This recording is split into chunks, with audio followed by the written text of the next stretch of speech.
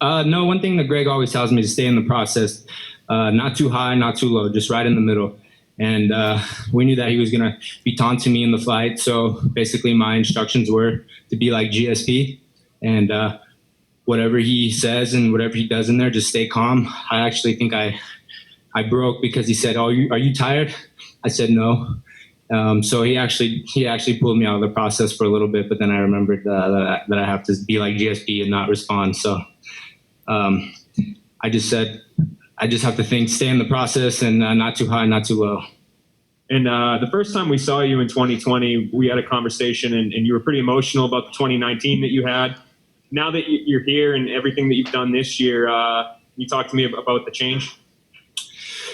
Yeah, I don't really think about that anymore. It's the past. I'm very happy with the team that I have now, and we're flowing. Win, lose, or draw. I love these guys, honestly. Albuquerque's a great home for me.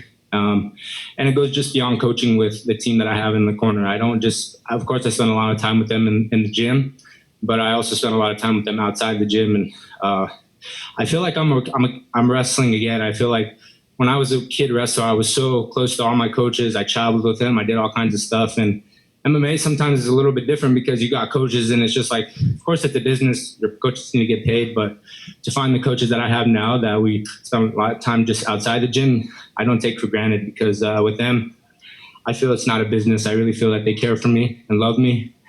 And it just makes the walk that much better knowing that you have a good team behind you, win, lose, or draw. Yeah, and you know, the change in team's one thing, but also like the mental headspace that you're in now. I mean, is it nice to kind of finally look back on a year and be like, hey, look I went undefeated this year. The process is, everything's starting to come together now. Yeah, sorry. I was looking down the whole time. I thought it was like a auto recording. I'm so sorry. Yeah, I'm like looking down because I thought, my bad. Repeat the question again. I'm sorry, man. I was saying like the mental headspace that you're in too. Changing teams is one thing, but in terms of like when you look back on this year, you went undefeated, whereas 2019 didn't really go your way. Is there any relief in that? Yeah, for sure. I'm just happy that I bounced back. I was talking to my manager the other day, and he said, "Man, not many people could bounce back after losses like that." I mean, to be honest with you, I've been used to winning all my life. I mean, I would drop a match, but it would be like the World Championships or this or that. I never had to really dig myself out of a hole like I did in MMA, and I'm just very proud of myself. I'm proud of that because it was very hard for me. Honestly, it was very hard, but I stuck close to my family, stuck close to my girlfriend, and ultimately my coaches. And I just was in the gym, just grinding, and to see work pay off is just a good feeling, very good feeling. And it seems like you're really sitting up there with a lot of appreciation and emotion. Does this one feel better for some reason? Is there something about this win that takes the cake? Yeah, it feels good. Like I said before, I don't take winning for granted. I feel like every fight that I go into now is a world championship fight, and I put my heart and soul into it. My girlfriend does. Her and I are in Albuquerque, and basically our lives just revolve around my fighting. And to see the results pay off and just this reassurance that we're on the right track, and I think that's the biggest thing. I don't really think about the past anymore. There might be losses in the future. I don't know, but all I know is I'm going to take my wins and I'm going to enjoy them as much as I can because I know what it feels like to lose, and I fucking hate that feeling. That's why my ass is in the gym every single day. Because I know what it's like to lose, and I don't want to feel that feeling anymore. It scares me, honestly. Thank you. Hey, Aaron, congrats on the win tonight. You actually mentioned at the media day that he didn't lack confidence, but you definitely seemed pretty laid back about it. You kept the feelings, if they were personal, under your hat, and then they came out tonight. Have you had that sort of emotional reaction to an opponent before, be it in wrestling or MMA or boxing or anywhere? No. Actually, it was like the first time. I never really encountered that in my career, even in wrestling and fighting. So yeah, it was like kind of thrown off a little bit when I'm just like chilling and then all of a sudden somebody's kind of just comes up to you like mad dog. It's kind of weird. But no, Greg Jackson told me that it's a sign of weakness. Just be like GSP, don't respond to anything, and go in there and be calm and do what you do. So. And obviously, the huge win tonight is going to open up the question of what's next for you. I know the holidays are coming up. You want to go home and see your family as well, but do you have a time frame maybe for a return? I can just tell you that I'm healthy. I'm very thankful to Bellator that they've given me 3 fights this year, especially being in the pandemic that we're in. I'm very appreciative of that, and thank God that I have no injuries. So I'm ready to fight whenever. But I really want to enjoy Christmas with my family. I don't really see my family all that much anymore, just because I'm in New Mexico and I train so much. So I haven't really seen my family all too much, to be honest with you. My brother, my grandparents, cousins, and things like that. So I want to go home for Christmas and enjoy that, and then after that, I want to see where we go. But I just want to thank Bellator for giving me 3 fights this year, honestly. Keith? Hey, Aaron, it's Keith Schillen, Sherdog. Congratulations on the win. You look great tonight. Thank you. I want to bring up, you seem very emotional. You got very emotional when you talked about the team you're with. I want to flip that. I know you've gone on record saying there's no ill will towards your old team, the Body Shop. You talked very highly of both Antonio, AJ, all your teammates. Has that changed at all? Or? No, it hasn't changed at all. I love Antonio. I love AJ. They're good friends of mine. I just needed a change in my personal life, and I just needed to make a change. And I think Albuquerque was the right place for me, for my lifestyle. Obviously, the gym is number one, but I love the city. I could have my horses in the backyard, and my dogs enjoy the backyard. My girlfriend and I just bought a home. So it was just a good change, but absolutely not. I'm rooting for AJ to win the tournament. Antonio has been nothing but kind to me, and I just needed a change for myself. And I think how you go into a relationship is how you need to leave. And I left with no hard feelings at all. I still talk to guys from the Body Shop, Kimbo, and all those guys. So nothing but love for the Body Shop. Totally understood. The other question I have for you, you came into MMA, they put on such high standards on you, but you seem like you're your biggest critic and you've placed even higher standards. What do you have to accomplish for you to believe that you've been successful in MMA? Well, I want to be world champion, and I want to defend the belt. Of course, anybody can be world champion, but the legends always defend the belt. So that is my goal. But one thing Greg Jackson always tells me: just enjoy the process. Just enjoy each fight, enjoy each week, enjoy each day. For me, I think in the past I was just looking too far in the future. Like, I need to do this, I need to do that, and my losses and things like that are nobody's fault but mine. I think it was a blessing in the sky.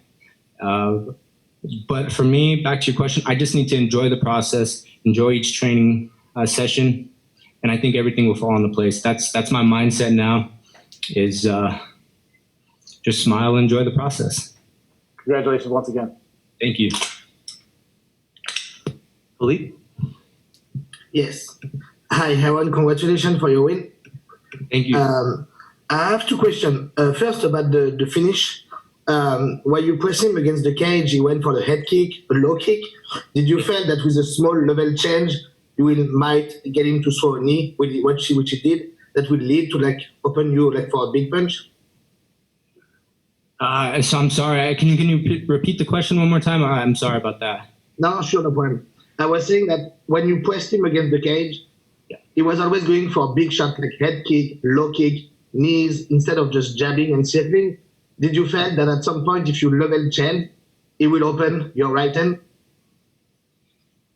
Yeah, I studied him a lot. My team and I studied him a lot, and we knew that he was going to go for a lot of kicks and flying stuff, given the fact that I've been knocked out for flying knees. And that was a big reason why that I was excited for this guy. Is I wanted, when Greg and the coaches saw that I was going to fight him, they said, man, 1, you haven't fought in a southpaw. We need you to see a southpaw in the cage. And 2, this guy likes to throw flying knees.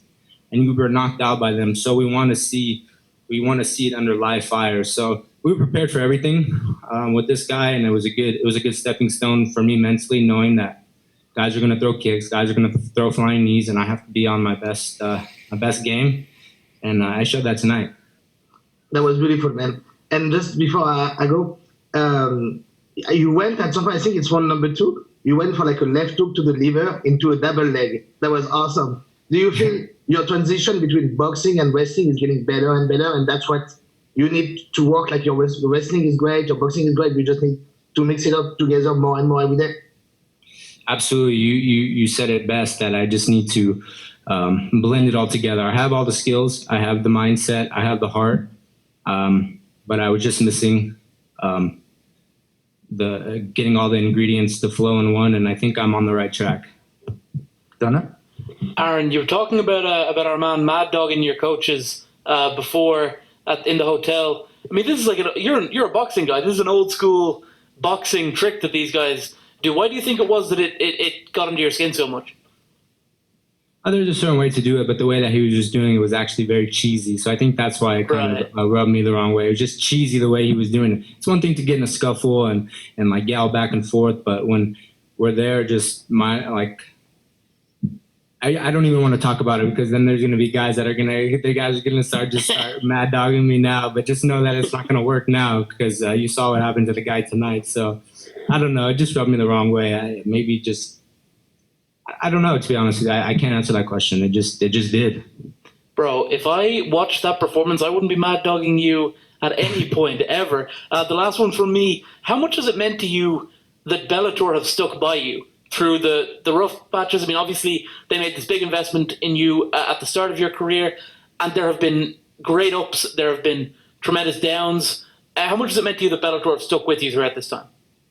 It means a lot, honestly. It really does. I don't know. I'm very speechless. I think that Scott Coker saw the fire in me, and he believed in me, and he knew that I'm capable of beating these guys. I just needed time to develop.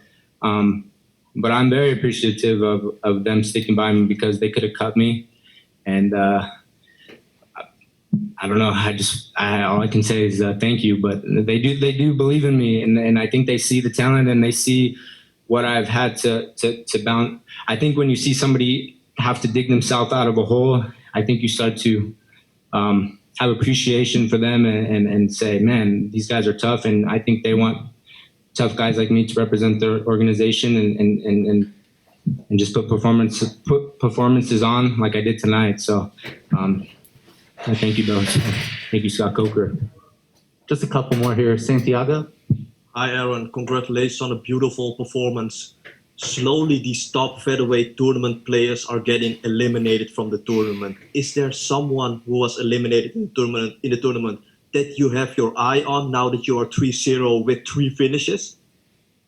Yeah, I really want to fight Henry Corrales, and I want to fight Adam Borks. Those are matchups that I feel I'm capable of winning. Those guys, I really want to get a rematch. I have nothing but respect for them, but no, I want to get another rematch. They really helped me become a better martial artist. After those losses, I had to look at myself in the mirror and say, fuck, do I really love this sport? And the answer was yes. I got with a good team. Now it's time to do a rematch and figure out where we need to go. But absolutely, those are guys that I want to get a rematch with. It looked like the clear one-punch KO, but the referee let it go for a second. Do you think the referee should have stopped the fight a bit earlier? No, I think the referee did a good job, honestly, because when he did fall, he kind of was moving around a little bit. It just the last couple of punches put him out. But I think the ref did a good job of letting it go on a little bit. To be honest with you, he was a tough guy. I was actually elbowing him really, really hard. I split him in the first round, bleeding all over the place. But the ref did a good job. Enjoy the victory, sir. Thank you. Simon? Hey, Aaron, congratulations on the win. I just want to know, you started off your career as one of the hottest prospects on all of the internet, and you're heading back down that way with a win like that. So how does it feel that you're kind of gaining that fire you had from the beginning of your career? It feels good, but I don't even think about it anymore. The most important thing that I think about is just becoming a good martial artist. I can't let that get to me. I got to enjoy the process, like Greg says. Whether people say good things about me or bad things, it doesn't matter. The most important thing is to get in the cage and put on victories like I did today. All that stuff, what people say about me, good or bad, it doesn't matter. And I finally have realized that, and I'm glad I realized it at this age. Before, I'd be like, man, this guy said this about me, or they think this. All that shit doesn't matter now. I'm callous now. I'm very, very callous. I'm stronger mentally, and I don't really care if I'm the hottest prospect or this or that. I don't care one bit. All I care about is progressing as a fighter and getting better. That's honestly all I'm concerned about. Being a good fighter and being a good horseman. Last question here, Kevin. Hey, Aaron, congratulations on a fantastic knockout and a victory. with the Bellator featherweight Grand Prix growing on, fighters tend to fall out sometimes. It is what it is. If say AJ unfortunately happens to get eliminated, would you be willing to step in as a short notice replacement? That's a good question. If AJ, I hope he wins, but if some reason, I would definitely give it some thought. I can't give you a clear answer right now. Of course, right now I feel like yes, put me in, but I have to be smart and talk to Ali and my coaches and see if I am ready. But I'm honestly, I hope AJ wins, and I hope he puts on a great performance against Caldwell and whoever the winner is tonight. But that's a good. I haven't really given it much thought. Of course, I feel I can compete with those guys, but I'm not in that situation now, so I can't answer that. What are the emotions right now? Going through a rough patch, right? Losing two and being the hottest prospect, as the previous reporter said. What are the emotions you're feeling? Finally building yourself back up and showing to everybody, I'm not a fluke. Man, it feels really good. I can't lie. I knew I have it in me to be the best in the world at fighting. I really did.